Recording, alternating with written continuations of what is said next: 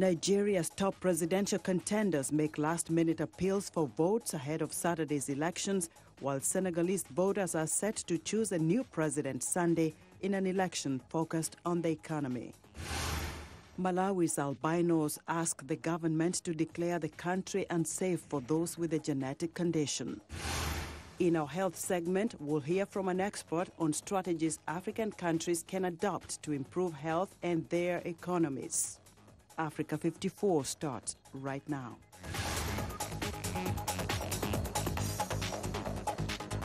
Good evening and welcome. I'm Vincent McCory. This is Africa 54.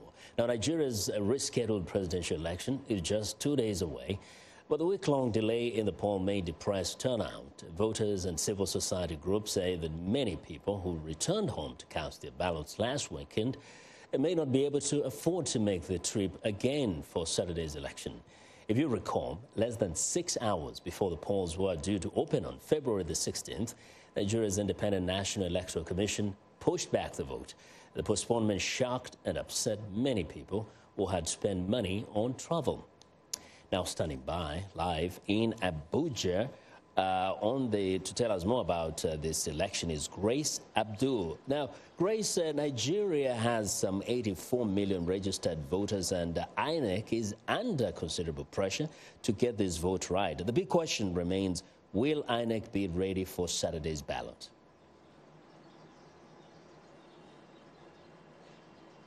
Well, a short while ago, INEC rose from its daily briefing because since the postponement of the election, the National Electoral Commission has been doing daily briefing where it is briefing stakeholders on level of preparations. Today, INEC confirmed that they have registered over 76% of registered voters collected their PVCs. INEC also went ahead to release the list according to state, number of people that registered per state and number of people that collected their PVCs. So INEC is saying as at today, a little about 11 million people have not collected their PVCs. So by that, people over 76% of Nigerian voters collected their PVCs. So that is where we are at the moment. And INEC has also confirmed that it has distributed all sensitive and non-sensitive materials for this election, and it is fully ready to conduct the elections. Now, Grace, in the concern that some people may not be able to go back to vote, there was talk of providing transportation to voters. How is that being coordinated?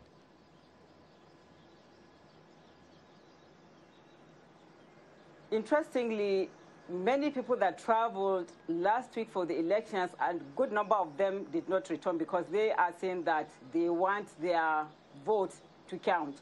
So a lot of them did not come back. For those that were able to come back, they are determined to go back. And I can tell you that I spoke with a good number of people in the market square and other places where I saw in the market, like a couple of days ago when we went to Wise Market, I heard somebody saying that there was just an ordinary Nigerian that has offered to transport anybody that was going to a particular area of the country, so long as he can prove that he has voters card, regardless of which political party he's voting for. And politicians have also made that arrangement. So both politicians and ordinary Nigerians are making effort to make sure that everybody's vote counts in this election. We did report that there was a Boko Haram attack last week which killed up to 230 people. What reassurances is the government giving to citizens regarding security this time around?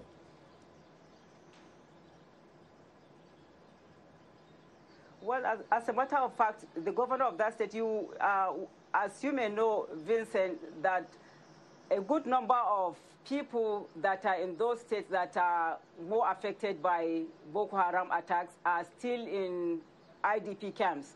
And so what INEC did was to provide voting centers in all the IDP camps.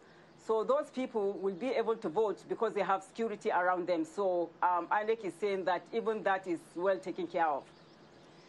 Now, there was a bonus week of campaigns. From what you hear, from what people are saying, has it in some way brought out perhaps a different flavor to the campaigns that might sway or voters one way or the other?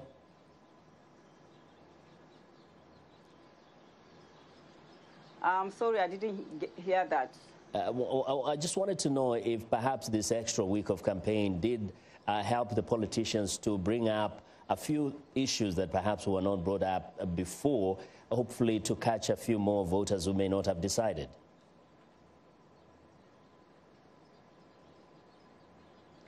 Well, I think you are talking about what the politicians are doing to catch voters in this last minute. You know, when INEC announced the postponement of the election about a week ago, INEC said that they are going by their rule. That meant at that point that there will not be campaigns and that they will not again reopen issuing out voter registration card. But politicians cried out and said, regardless of what INEC position is, INEC is not the law. They are still going to go ahead and campaign. So a couple of days ago, INEC came back to say it has lifted that ban. So they went ahead to campaign. But unlike what we saw last week, having political parties going around the state campaigning in open rallies, what they concentrated in doing this time around is to hold small town hall meetings and small community meetings. As a matter of fact, today, PDP stepped up their game. This morning at 9 a.m. Nigerian time, the PDP presidential candidate Alhaji Atiku Abubakar had a live broadcast on both Twitter and Facebook where he was appealing to all voters to make sure their vote counts. Regardless of what political party they are voting for, he is saying that if you are a registered voter, you should make sure that you go out and cast your vote. And then throughout today, as a matter of fact, as I'm talking to you right now, PDP is live. Every step of the way, PDP is coming. Either these youth leaders, at the time that we were going live, it was the national PDP chairman that was live, still encouraging voters to make sure that they go out to vote. So yeah, political parties are still going round the best way they can to campaign. Well, Grace, thank you. Thank you very much. Viewers, Grace Abdul reporting live from Abuja in Nigeria. Not too far from there, voters in Senegal are preparing to go to the polls on Sunday in an election that has focused largely on the country's economy and the decision by many young people to risk their lives crossing the Mediterranean Sea in search of a better life in Europe. Viewers, Salwa Jafari reports from Dakar on the impact of poverty rates and economic development in this election. We're here at the Market Carmel in Dakar, and we're going to talk some economy. The stock market fluctuations may be the barometer of the economy of a country, but one could say the same for the price of tomatoes, rice, or gasoline. 1 kilogram of tomatoes costs $800. 1 kilogram of red peppers is $2,000. 1 kilogram of zucchini costs $1,200. Affordable, too expensive? What does the Senegalese housewife think? It's too expensive. We are mothers and wives. All of us know that. It's already a good country, but if they drop the prices, it would be an even better country. Although prices have improved in recent years, this tomato is still too expensive for a large part of the population. The minimum hourly wage in Senegal is just over 300 francs CFA, about half a US dollar. The problem is a general feeling Senegalese citizens have on a daily basis. Even if there is economic growth, poverty remains a predominant reality. And that's why Senegalese have that saying, we can't eat our economic growth. We head to Cheikh Anta Diop University to meet this group of young students who study French literature. They take this same path to their classrooms every day.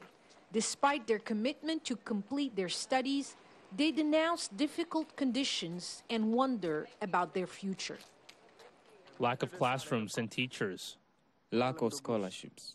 Overpopulation. Market problems. There are so many conditions that prevents young students from succeeding because there are so many problems. What people need to know is that even though their children are not students here, they need to help the ones that are here to be in better conditions. And then, far from the financial worries of every day, Senegal has a collection of big development projects. A future city of business, a bridge to Gambia, a new motorway, a new airport, an express train. Incumbent President Macky Sall cut ribbon after ribbon in the run-up to this vote. His opponents say it is a smoke screen hiding what they call a poor overall economic record. Salwa Jafari, VOA News, Dakar. Well, as we get closer to Sunday's vote, VOA is pleased to bring you a series of profiles of men and women of all ages and all walks of life in Senegal. They're talking about the hope they have for their country and what they expect from the general elections. Today, in the We Are Senegalese series, let's hear from Fall Maiza.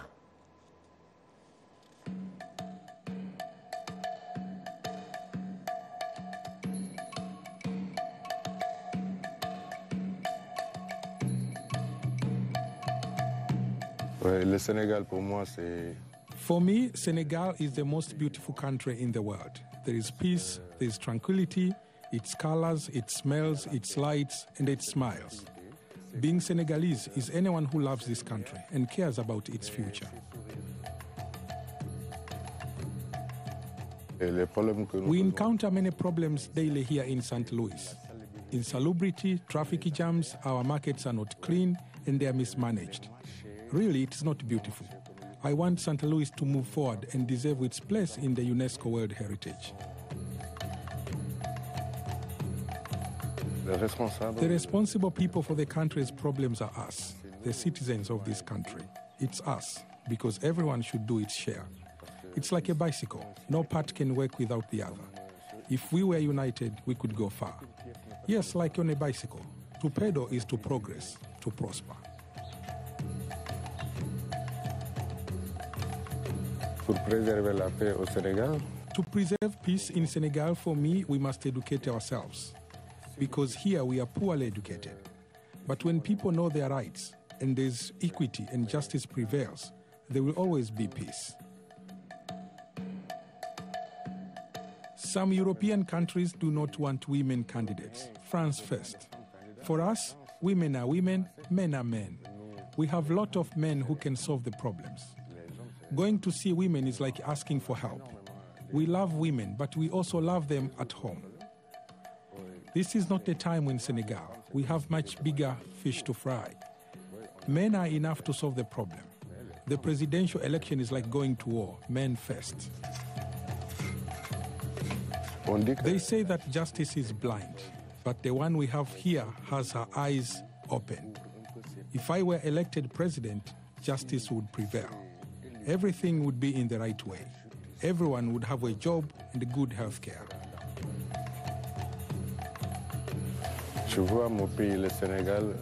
1 year after the elections, I see my country, Senegal, preparing for another election. Here, after each election, we always prepare for the next one. Elections, elections, elections. There's only that. That's what's going wrong in this country.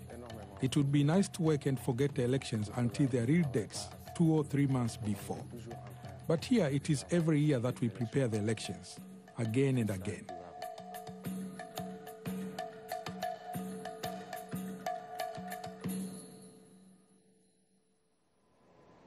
Well, now all the way to Southern Africa, young people in Zimbabwe are coming together to solve daily challenges as the nation struggles amid violent protests. They say they need jobs instead of a crackdown to make ends meet. Here's VOA's Paul Ndio.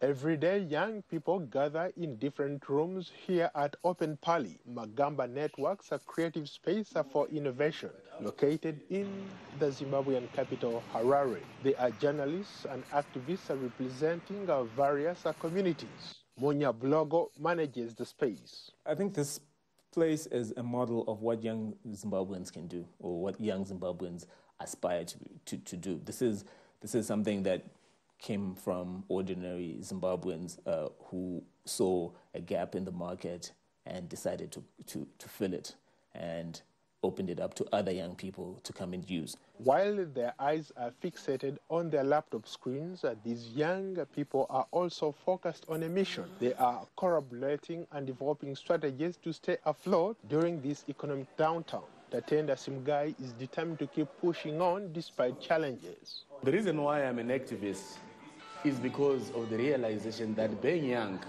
I can't continue to watch and wait for someone to do things for me. It's frustrating, and the point is we have to do something about it.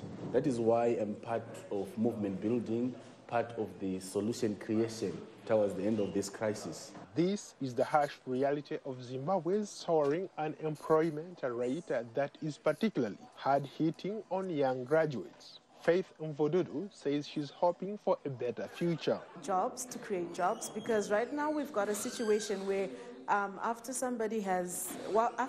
a young person has gone through the 2 years of their varsity education where they are now wanting to go on attachment, it's now a problem to get an attachment. Audrey Mutwiri shares a similar sentiment. We need jobs. We have graduates in the streets everywhere. We need something different. This creative space is getting a lot of attention, especially from government and other security agencies. The shared space is seen as a rallying center for young people who are often viewed as a threat to the establishment in light of the current protests. We've been targeted before, so I think we understand the risks that comes with what we do. Last year, this building almost got demolished. When we were targeted by the city council, they tried to demolish it, saying that it was an illegal structure. Our community came to our rescue. They started a hashtag Save Motor Republic. They got the mayor, the minister to stop the demolition. Zimbabwe has been coping with a wave of protests from groups representing nearly 500,000 civil servants across the country. Many young people say they are determined to keep the pressure on the government. And so far, there is no end in sight to the demonstrations. Armed soldiers are maintaining a presence on the streets. At least 10 people have been reported killed in the unrest and more than 300 wounded, according to doctors and human rights workers. Paul Diho, VOA News, Washington.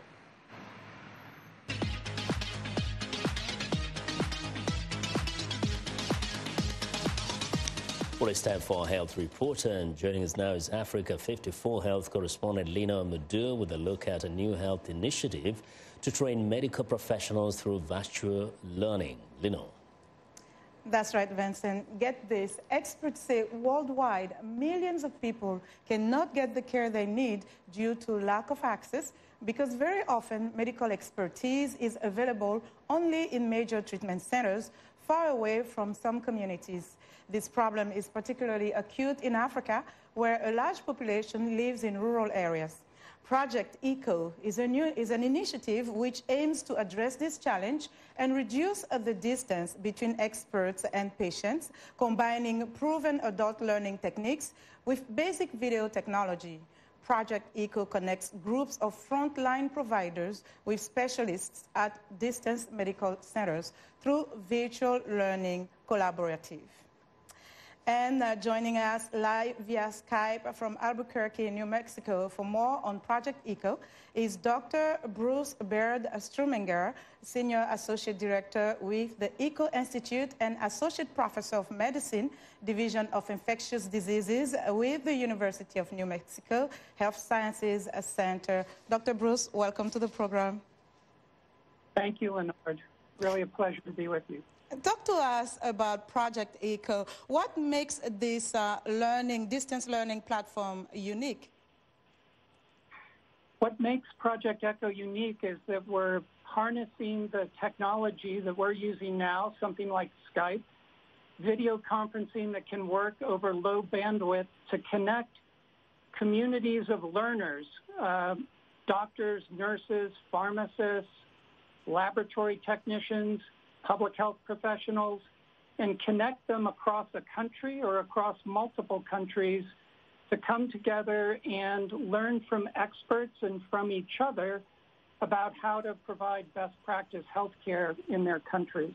So what are some of the medical issues that are being taught through this platform? Well, currently there are over 35 countries with programs. There are over 500 programs in those countries. 13 of those countries are in Africa, and these programs are focusing on HIV, tuberculosis, on cancer, improving care for diabetes and other chronic diseases, as well as addressing infectious disease outbreaks like cholera and Ebola. How is this program being funded? Is it partially by local government as well as the U.S. government? Most of the partners in Africa are ministries of health and universities, as well as NGOs. And for the last 3 years, most of the funding has been from the U.S. government, from the CDC and USAID, and some foundations like the Bill and Melinda Gates Foundation. So the program has been around for a few years now. What are some of the lessons learned, and how much impact have you seen on the ground? Well, we've seen a tremendous interest and uptake from our partners in countries like Namibia and Zambia and Kenya, where the program in Namibia, which is an HIV program, started 3 years ago. They connect doctors and nurses across 40 hospitals and clinics, and the program grows each year. They meet weekly to talk about difficult HIV cases. They started a similar program in Zambia about 4 months ago. That program connects 30 hospitals now, and they plan to connect 100 hospitals by the end of this year. So there's been great enthusiasm, and not only are they interested in the programs that are funded by the U.S. government, like HIV and TB programs, but the ministries of health are wanting to then address other healthcare priorities like diabetes and heart disease and cancer that are their public health priorities as well. Okay, healthcare capacity building is definitely an important aspect of healthcare. Dr. Bruce, we have to leave it there. Thank you so much for joining us today. Thank you, Lenord. And that was Dr. Bruce Treminger. He's Senior Associate Director with the ECO Institute and Associate Professor of Medicine with the University of New Mexico Health Sciences Center. Now, the World Health Organization says, among other things, health makes an important contribution to economic progress as healthy populations live longer and are more productive. In our Ask the Expert segment today, we spoke with Jennifer Blankey, Vice President of Agriculture, Human and Social Development with the African Development Bank Group, and asked her what strategies can African countries adopt to improve the quality of health and positively impact their economies. Health is obviously the sine qua non, together with education, I suppose, of development. If you don't have a healthy population, it's hard to talk about just about anything else. Now, we recognize how important it is, and mainly the way that we're tackling this, obviously we look at some specific issues, but it's by working with governments and making sure that they're prioritizing the right things in health, making sure that they're not cutting back on health when, of course, there's lots of priorities in government, and helping them to think through value for money. Because we know that, governments everywhere and governments in Africa are strapped for the kind of financing they need to do just about everything. So how do you make sure that, learning from the best experiences in other places and in Africa, that African governments are really spending in a smart way so that they can provide at least basic health care for their citizens. Another thing I would say just related to agriculture is nutrition. Which is massive. As we know, there's a huge amount of stunting and wasting in Africa because young people don't get enough, not just calories, they don't get enough nutrition. And so a big effort in this area, harnessing, for example, through African Leaders for Nutrition, where we're bringing together the leaders of Africa to point out how important this is. Why? Because we're talking about developing gray matter infrastructure. This is all about, if you have stunted people today, you'll have stunted economies today. and you'll also have stunted economies tomorrow. And so it's really a bottom line economic issue.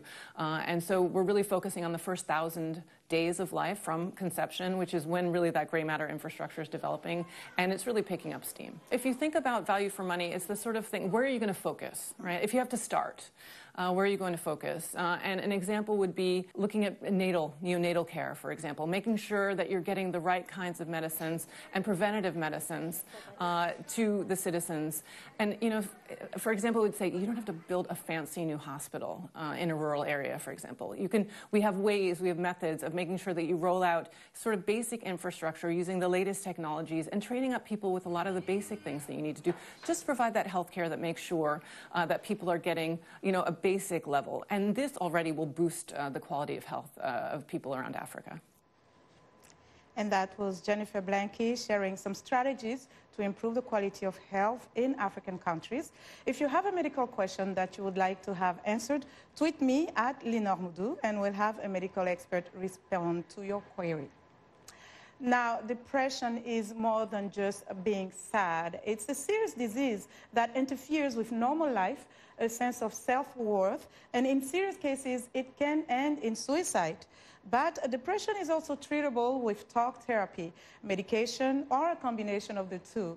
There is also a treatment that delivers magnetic pulses directly to the brain. VOA's Carol Pearson has more. Sonia Kibbe likes playing pickleball. 021. Kibbe is a physical therapist in Columbia, Missouri.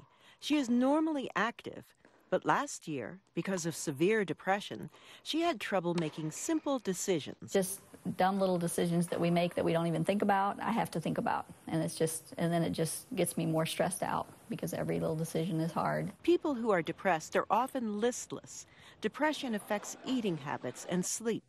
Even with medication and therapy, Kibbe thought about suicide and was hospitalized several times. Then she heard about a treatment called transcranial magnetic stimulation, or TMS. It does not involve surgery or require anesthesia. TMS uses a coil to deliver powerful magnetic pulses to the brain. These pulses will stimulate neurotransmitters, which are the chemical signals, which will improve the communication between different regions of the brain that are responsible for mood regulations. And over time, this will improve the symptoms of depression. It feels like someone gently tapping you on your head, which can cause a headache. After just 1 week, she noticed a real difference. And I just felt so much better. After more than 30 treatments, her symptoms of depression almost disappeared.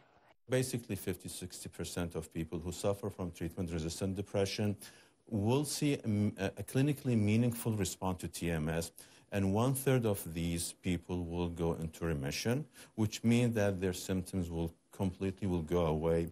The U.S. National Institute of Mental Health says 2 large studies on the safety of TMS found that most side effects, such as headaches, were mild or moderate. But because the treatment is relatively new, long-term side effects are unknown, and more studies need to be done. TMS worked for Kibbe.